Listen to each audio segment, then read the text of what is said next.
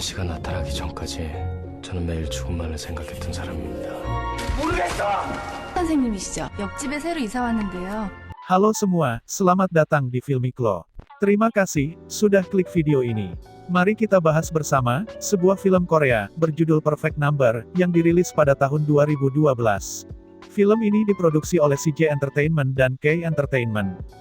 Mengisahkan seorang pria jenius, tapi culun, yang bernama Sukgo.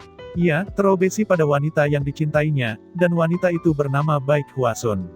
Sukgo rela melakukan apapun untuk membahagiakan Hwasun. Suatu ketika, karena terjebak dalam keadaan yang sangat genting, Hwasun terpaksa membunuh mantan suaminya. Hwasun memang pernah menikah, dan kini, sudah bercerai. Sukgo yang begitu mencintai Hwasun, tentu tidak rela begitu saja, jika Hwasun harus dipenjara. Ia menggunakan otak jeniusnya, untuk menutupi pembunuhan Hwasun. Sukgo pun mempermainkan penyelidikan polisi, dan bahkan, detektif pembunuhan paling hebat sekalipun, berhasil ia tipu. Apa yang sebenarnya dilakukan oleh Sukgo? Bagaimana bisa, ia membodohi polisi, sehingga polisi pun, hampir menyerah menyelidiki kasus pembunuhan ini. Bagaimanakah kisah selengkapnya? Langsung saja kita mulai alur ceritanya.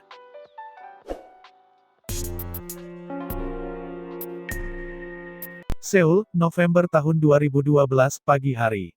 Seperti biasa, Sukgo membeli kotak makanan untuk bekal makan siang, di sebuah kafe, dalam perjalanannya menuju ke sekolah, tempat ia mengajar.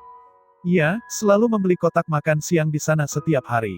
Hal itu dilakukan karena Sukgo ingin bertemu dengan Hwasun, yang bekerja sebagai pelayan di sana. Sukgo sangat terobsesi dengan Hwasun. Sukgo adalah seorang guru matematika yang sangat jenius, tapi cara mengajarnya cukup membosankan. Banyak muridnya yang tidak memperhatikan pelajarannya. Bahkan, ada murid yang terang-terangan bermain gitar, dan ada yang tidur. Tapi Sukgo tetap sabar menghadapi kelakuan muridnya. Ia tetap menjelaskan pelajaran, entah muridnya menyimak atau tidak. Saat Hwasun pulang kerja, ia mendapati keponakannya, yang bernama Yuna, terbaring sakit. Ia pun segera membawa Yuna ke rumah sakit. Mereka berpas-pasan dengan Sukgo, yang saat itu juga baru pulang kerja. Sukgo langsung gercep menggendong Yuna ke rumah sakit. Ia juga membayar biaya tagihan perawatan Yuna. Esok paginya, Sukgo membeli kotak makan siang lagi seperti biasa. Hwasun menyerahkan sejumlah uang kepada Sukgo, sebagai ganti biaya perawatan Yuna. 받으셔야죠. Selain jago matematika, ternyata Sukgo juga jago menyelam. Ia memiliki kemampuan menyelam yang sangat baik.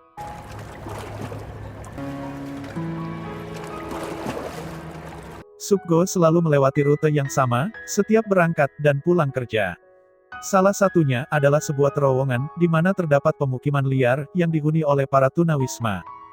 Tanggal 8 November tahun 2012, malam hari. Hwasun yang sedang menyetrika baju, kedatangan seorang tamu.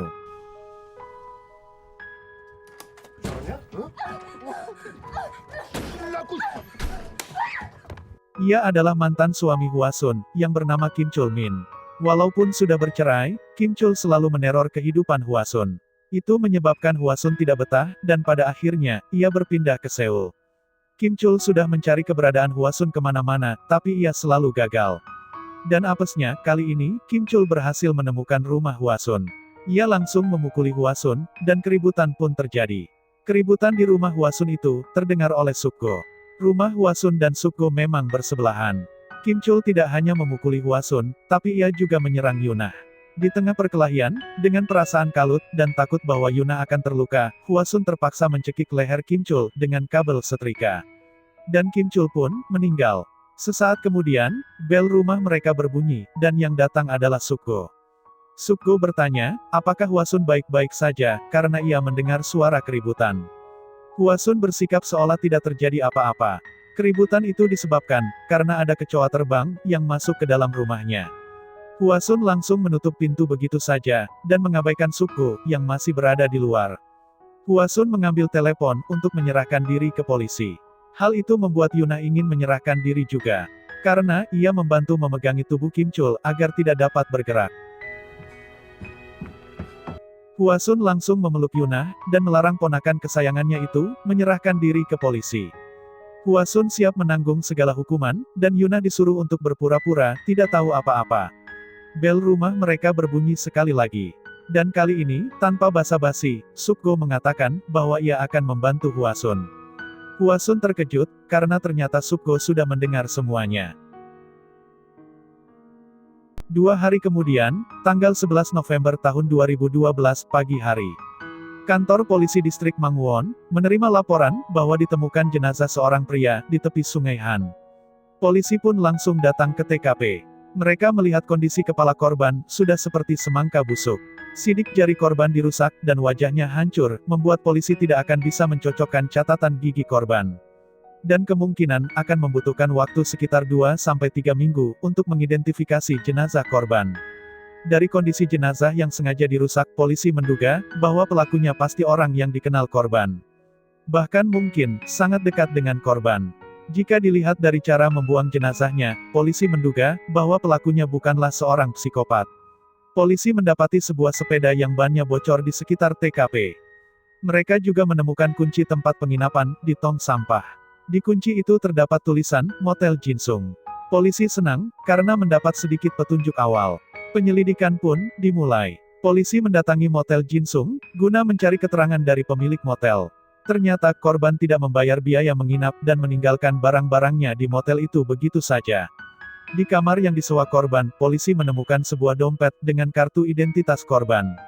Pemilik motel tidak tahu, apakah ada orang lain yang mengunjungi korban selama ia menginap.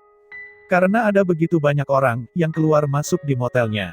Dari kartu identitas korban, polisi mendapatkan informasi bahwa korban bernama Kim Chul-min, berusia 36 tahun, dan beralamat di Daejeon. Hasil otopsi menunjukkan DNA rambut yang ditemukan di motel sesuai dengan DNA korban. Korban diperkirakan meninggal pada tanggal 9 November antara pukul 4 sore hingga 11 malam. Sedangkan sepeda yang ditemukan polisi di TKP berasal dari sebuah tempat persewaan. Persewaan sepeda adalah hal yang sangat umum di Korea. Kalian bisa menyewa sepeda hanya dengan menggunakan KTP. Sepeda yang ditemukan polisi berasal dari kios persewaan di daerah Sangam dan disewa atas nama korban. Jarak kios sepeda ini cukup dekat dengan rumah mantan istri korban yang bernama Baik Hwasun. Jadi, polisi menjadikan mantan istri korban sebagai tersangka utama. Polisi pun mendatangi rumah Hwasun. Mereka mengabarkan bahwa mantan suaminya ditemukan tewas dibunuh beberapa waktu yang lalu. Hwasun mengatakan bahwa ia tidak pernah bertemu lagi dengan mantan suaminya sejak pindah ke Seoul. Ia juga berkata, mantan suaminya itu tidak mempunyai kerabat. Polisi bertanya, apa yang Hwasun lakukan pada tanggal 9 November. Dan Hwasun menjawab, seharian ia bekerja, dan malamnya ia mengajak ponakannya ke bioskop. Beberapa jam kemudian, Sukgo menghubungi Hwasun dari sebuah telepon umum. Hwasun memberitahu Sukgo bahwa ia memberi keterangan pada polisi sesuai dengan instruksi Sukgo. Mereka pun membahas mengenai tiket film yang kemungkinan akan diminta oleh polisi. Tiket film adalah satu-satunya alibi Hwasun untuk membuktikan bahwa ia tidak bersalah. Sukgo pun menyuruh Hwasun untuk meletakkan tiket film di tempat sampah dan jangan menyimpannya di dompet. Karena saat ini tidak banyak orang yang menyimpan tiket film, apalagi di dalam dompet. Sesuai dugaan, polisi pun datang lagi ke rumah Hwasun untuk meminta bukti tiket film. Hwasun pun berpura-pura bahwa ia sudah membuang tiket itu ke tempat sampah. Ia pun mengambil tiket dari tempat sampah dan menyerahkannya pada polisi. Tapi, salah seorang polisi, yang bernama Detektif Jo, masih mencurigai Hwasun. Polisi pun mulai mencari keterangan ke para tetangga Hwasun. Tibalah mereka di rumah Sukgo. Detektif Jo tidak menyangka, jika tetangga Hwasun yang ditemuinya ini, adalah teman SMA-nya dulu. Sukgo dan Detektif Jo pun reuni kecil-kecilan. 신기한 거지. 야, 아무튼 진짜 반갑다. 너 그게 기억나냐, 걔?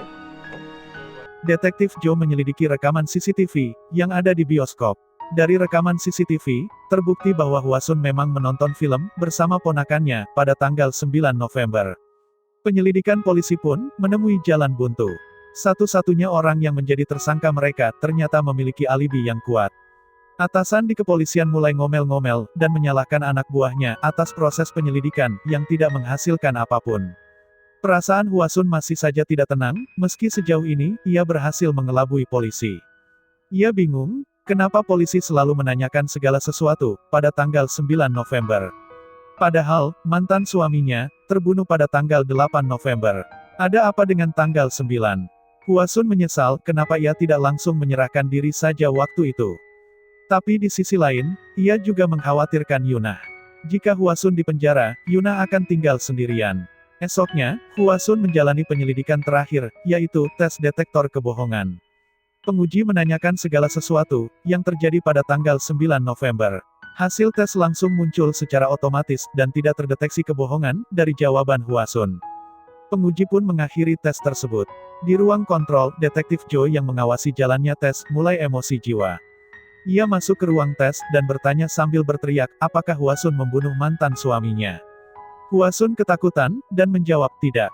Kali ini, alat tes mendeteksi bahwa Hwasun berbohong. Tapi, jawaban itu dianggap tidak sah karena Hwasun berada dalam tekanan. Hwasun dan ponakannya makan malam dengan perasaan yang lega. Karena penyelidikan polisi terhadap mereka telah berakhir. Esok paginya, seperti biasa, Sukgo membeli kotak makan siang. Kali ini, ada yang berbeda di bungkus makanan itu. Ada kotak lain, yang berisi syal, dan ucapan terima kasih Hwasun atas bantuan Sukgo. 그 마음 잊지 않겠습니다. Sukgo pun menikmati makan siangnya dengan bahagia. Di sisi lain, polisi mulai frustasi dengan kasus yang sedang mereka tangani. Salah seorang polisi bahkan berbicara sendiri dengan foto Kim Chul. 아저씨, 아저씨 누가 죽였어요? 에? 아저씨! Ia bertanya pada foto itu, siapa yang membunuhmu? Hei, yang membunuhmu itu siapa? Seiring waktu berlalu, Hwasun kedatangan seorang kenalan pria bernama Nam Taewu. Nam sebenarnya menyukai Hwasun. Ia mendengar kabar bahwa Hwasun diselidiki oleh polisi atas kasus pembunuhan mantan suaminya. Karena hujan, Nam mengantar Hwasun pulang. Saat itu, Sukgo melihat kedatangan mereka. Di sini terlihat bahwa sebenarnya Sukgo sangat cemburu. Tapi ia bersikap biasa-biasa saja.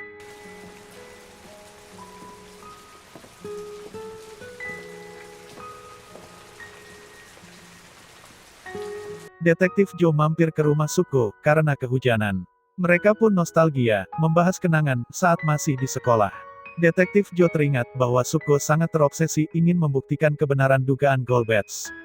Detektif Joe tahu betul bahwa matematika dan dugaan Golbets adalah motivasi hidup terbesar Sukgo. Esoknya, mereka berangkat kerja bersama-sama. Mereka berjalan melewati terowongan, dan pandangan Detektif Joe teralihkan oleh salah seorang tunawisma yang menatap mereka. Tunawisma itu seolah-olah ingin mengajak bicara, tapi tidak memiliki cukup keberanian. Suatu hari, Nam dan Hwasun bertemu di lobi Hotel Grand Hilton. Mereka tidak sadar jika Sukgo membuntuti dan mengawasi mereka dari kejauhan. Sukgo memotret beberapa foto dan langsung pergi begitu saja. Sukgo pun salah paham. Ia cemburu dan membakar syal pemberian Hwasun. Padahal sebenarnya itu adalah pertemuan terakhir antara Nam dan Hwasun. Karena saat di lobi hotel, Hwasun meminta Nam untuk tidak menemuinya lagi. Hingga pada akhirnya, Detektif Joe menemukan fakta bahwa Sukgo tidak masuk kerja pada tanggal 9 sampai tanggal 10 November. Merasa curiga, Detektif Joe pun mendatangi Sukgo ke sekolah. Namun, kecurigaan Detektif Joe ini masih belum menghasilkan apapun. Jadi, Detektif Joe mengajak rekannya untuk melakukan pemeriksaan barang-barang Kim Chul di tempat penyimpanan barang bukti. Detektif Joe memeriksa pakaian Kim Chul sekali lagi. Detektif Joe menyadari bahwa celana jeans yang berasal dari TKP berukuran lebih besar daripada ukuran tubuh Kim Chul. Kejanggalan ini mendorong Detektif Joe untuk mendatangi motel Jinsung sekali lagi. Pemilik motel mengaku ia tidak berjumpa langsung dengan Kim Chul sejak tanggal 8 November malam. Tapi, Kim Chul pernah menelponnya untuk menanyakan restoran tempat pesan ayam. Detektif Joe pun semakin curiga. Jika pemilik motel terakhir kali bertemu dengan Kim Chul pada tanggal 8 November malam, maka ada kemungkinan kalau Kim Chul juga dibunuh pada hari itu juga. Bukan pada tanggal 9, seperti yang mereka kira selama ini. Tapi, kalau benar Kim Chul dibunuh pada tanggal 8, lalu, siapa yang menelpon pemilik motel?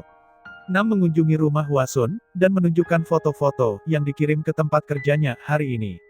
Itu adalah foto saat mereka bertemu, beberapa waktu yang lalu. Hwasun langsung bisa menebak siapa yang mengirim foto-foto itu. Ia mulai emosi, dan salah paham terhadap Sukgo. Hwasun menganggap bahwa Sukgo tidak tulus membantunya. Ia sadar bahwa tidak ada yang gratis di dunia ini. Dan baginya, semua pria sama saja. Hwasun menganggap bahwa mungkin saja Sukgo menginginkannya. 싫어요?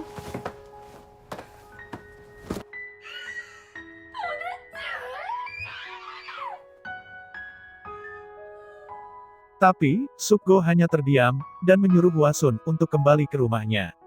Waktu pun berlalu.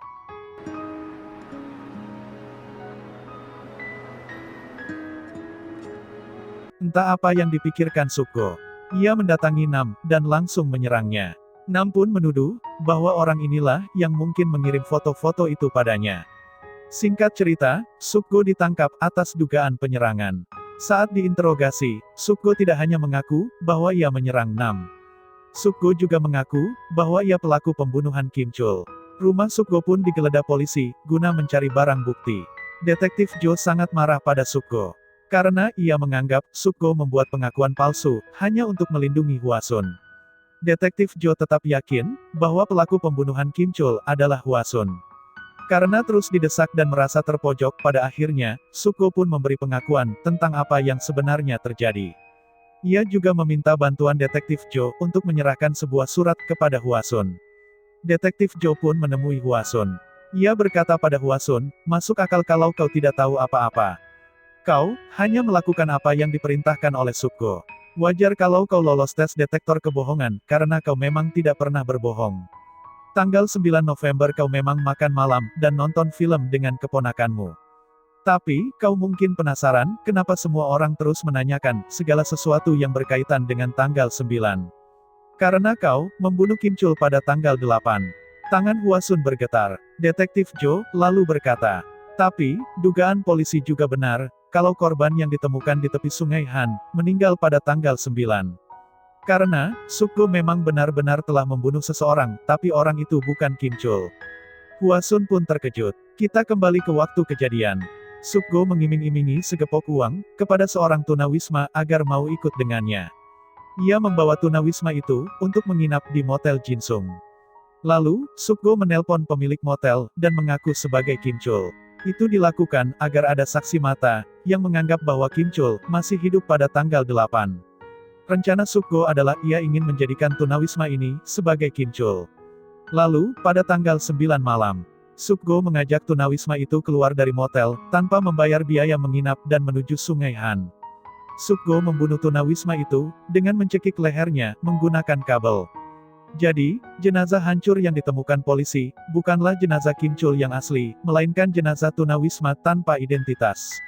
Sedangkan jenazah Kim Chul yang asli, diikat di dasar sungai agar tidak pernah ditemukan.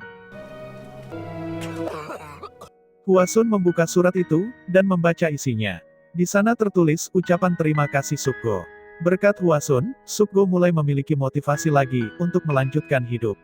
Di masa lalu, Sukgo pernah frustasi, karena ia masih belum bisa membuktikan kebenaran dugaan Golbets. Hari itu adalah hari pertama Hwasun pindah ke sebelah rumah Sukgo. Entah bagaimana, Sukgo merasa tertarik pada Hwasun sejak pandangan pertama. Saat Sukgo mencoba bunuh diri, bel rumahnya berbunyi.